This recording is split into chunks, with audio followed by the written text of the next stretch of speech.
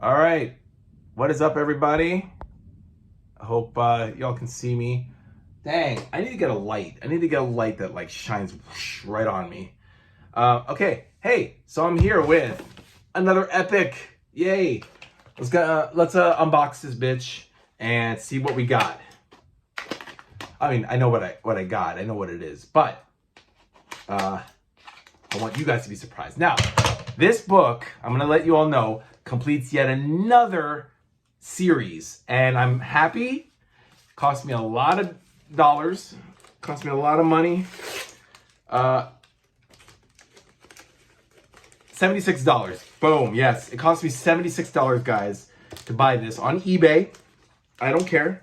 Keep your judgments to yourself, or comment. I don't know. Comment if you guys want to or not.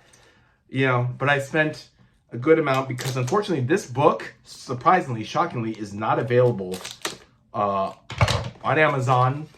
On eBay, it's pretty much the same price that I paid for it. But some guys are being really ridiculous about it. This guy who I got it from, I won't say his name, but yeah, okay. Man, what a jackass. I don't know. Let's see what the condition is before I make any judgments. I'm done with leaving feedback for people. I'm not good at it. I don't feel comfortable leaving bad feedback because when I do, I'll erase it and delete it. And if I leave good feedback, I feel like, gee, maybe they didn't deserve that either. It's like, wasn't that good a book. Okay. Guys, this is tough. It is tough to chat with you like this and unbox, okay? It is not easy at all. Hold on. Oh my God. God. Okay, here we go. There. And I don't have my glasses on, so I can't see jack shit. So I'm gonna be blind as a bat. All right. Fortunately, this person.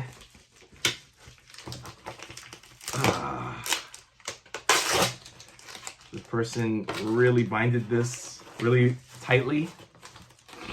Okay. Oh God. Okay. I'm getting too old for this, guys. It's bubble wrapped, so that's good news. Holy fudge. I appreciate the packaging, but man, come on. Make it a little easier for me. All right, here we go, guys. Finally. Oh, I'm so hungry right now. I want to get some pizza. I keep thinking the camera's over, the lens is over here, but it's over here. I changed my iPhone. Okay, hey guys. That's there. Okay, guys. Wrapped up in, yep, it's the book that I expected. It completes this volume of books, and I'll turn the camera over, guys. I'll even do, hey, let's do a gap filler, you know? Or should I save that for a short? I don't know. I seem to be getting a lot more likes with my shorts than I do live discussions or this. So I don't know what you guys want. You guys are fickle. Almost there. Here we go, guys. Pulling it right out. Okay. Okay. All right. Hey. Okay, so yeah, like I said, I paid $76 for this, and it actually looks pretty very, like, brand new condition. I don't see any dings, dangs, dongs, bends. The bottom here is a little, like, not bent, but it just feels a little curved. It looks a little curved, but I think that's because of the packaging. Let's check the spine. All right, looks good. All right, guys, here we go. Drum roll, please. Okay, I'm corny, sorry. Here we go, guys, ready? Boom. Avengers West Coast Volume 3, Tales to Astonish. How about that, guys? Huh? Isn't that beautiful? We have Volume 3 from 1987 to 1988. 88, excuse me. Yeah, cover price was $39.99. I ended up having to pay $76 for it. It was like $69.90. Actually, no, he actually wanted like $75 for it. And I said, hey, how about $65? I think it was like $60. I said $59.99, then $64.99. He's like, no, $69.99. You're gonna, I gotta make some, the guy was like, I gotta make some bank off this, you know? So, yeah, but whatever, guys. If you guys think I spent too much, $76 on this book, let me know in the comments. If you like it, if you like the fact that I got this book, like it too. Yeah. So let me just turn it right here, guys. I think I'm gonna leave it for a short. Right here, guys. 1, 2, 3, 4, 5, 6 right here. So they've only released 6 volumes of Avengers West Coast. Volume 7 is coming out later this year. It's called Ultron Unbound. That's volume 7. And I think there will be one more Avengers West Coast. There has to, because the series ends with 102. They just released, what was it, the Gathering for Avengers Volume 5, The Gathering, which has the Blood Ties storyline with X-Men, Uncanny X-Men, X-Men, Avengers, and Avengers West Coast. It all ties in. So that just came out last year, late last year. So it's probably going to be a while before, definitely at least until 2025, until they give us Volume 7. Oh no, excuse me, Volume 8. That will complete Avengers West Coast. But we do have Volume 7 to look forward to, so let's do that. It goes up until issue 95 of Avengers West Coast, and then I'm assuming Volume 8 will be issues 96 to the very end, which is 102. They might even include Force Works, because I remember Avengers West Coast becomes Force Works. They're not taking us seriously. They're not showing us any respect. Let's become a whole new team away from Avengers. We're going to call ourselves Force Works, and of course, that didn't even work out. Force Works, I think, lasted for like 2 years, right? From like 1994 until 1996. And then they capitulated and went back to Avengers. And that was that. But I digress. But yeah, guys, Avengers West Coast Volume 3, Tales to Astonish. This is where Pietro, Quicksilver, goes crazy. Should I spoil it for you guys? Better you read. Well, but I don't know. I don't know if anybody will find this or has the money to get this. I sincerely wish you a lot of luck if you guys are watching this, getting this, because it's very hard to find, very hard to get. But yeah, it's let me tell you the contents. It has West Coast Avengers number 25 to 37. Again, I'm blind, guys, so I can't. So please don't mind my squinting. West Coast Avengers number 25 to 37, and annual number 2 of West Coast Avengers. Then we have Avengers East Coast, annual number 16.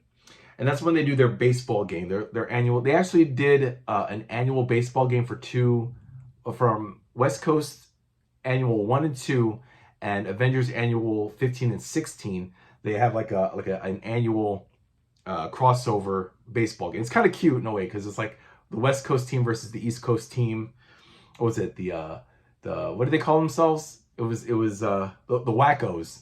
The West Coast Avengers call themselves the Wackos versus whatever they call the East Coast, but it's pretty cool. Oh God, yes. And I already read it in the volume 17 of Avengers, Judgment Day. This volume also has the Emperor Doom Marvel graphic novel. It's Marvel graphic novel Emperor Doom, whatever the number is.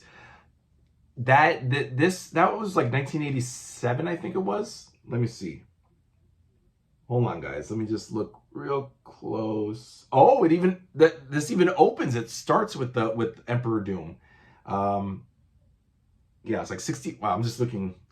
65 pages. It's a graphic novel from 1987.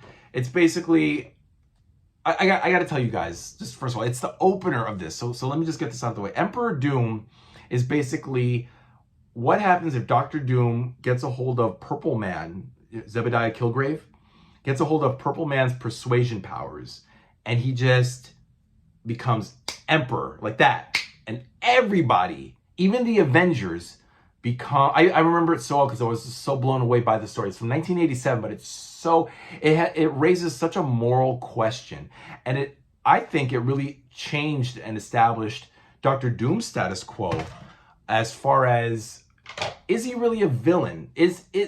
Seriously, if you really think about it, because it questions the status quo for a supervillain, at least in this case, Dr. Doom. All Dr. Doom really wants is power. He wants to be in control. Now you ask yourself, what does Dr. Doom want to do with that power?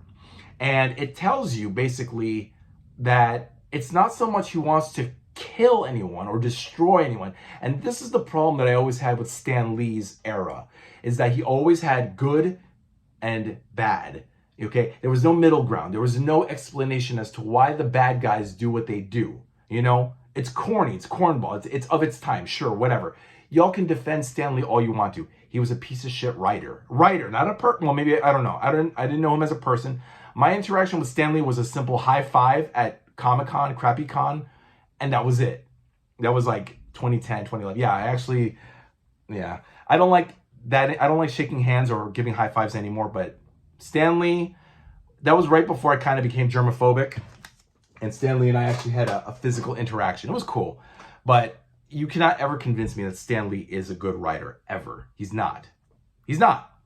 But that aside, I was talking about Emperor Doom. I digress. The thing is that with Emperor Doom, you really have to wonder, is Dr. Doom's motives really all that bad? And me personally, I don't think so. All he wanted was to control the world. But by this, I mean, let me be specific. And if I spoil it for anybody, stop the video now.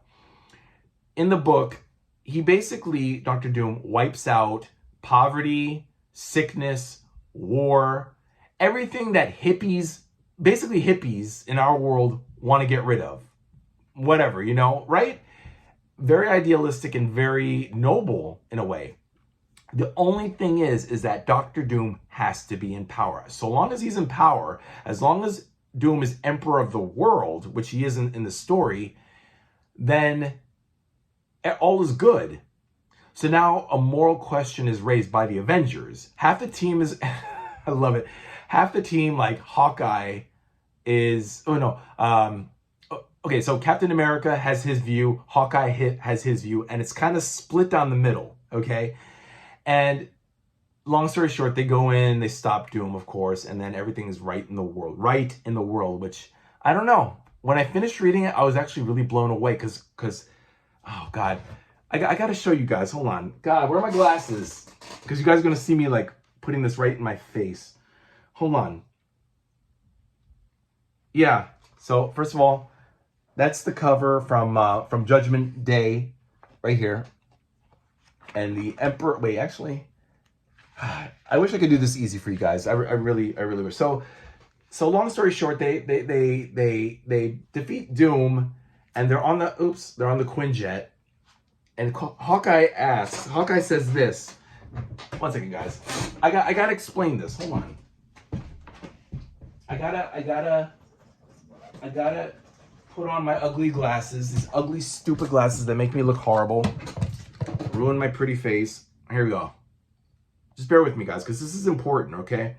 This really touched me. It touched me in no way that a comic book did.